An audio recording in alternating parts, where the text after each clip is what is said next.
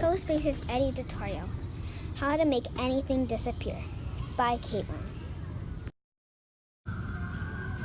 Press the library button and drag on anything to disappear. Here I did a cat. Double click your item and this menu should come up.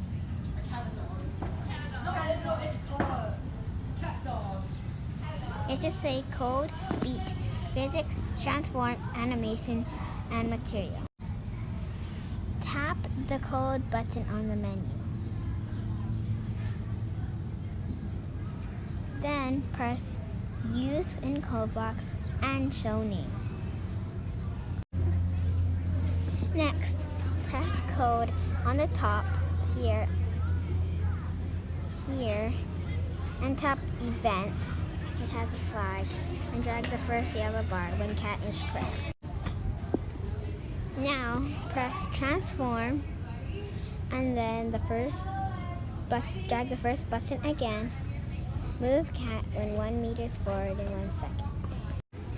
Now, when it says move cat 1, add 1, 0, 0, 0, 0 until there's 3 dots after. When you're done, press play at the top next to code and tap on your item and watch it disappear.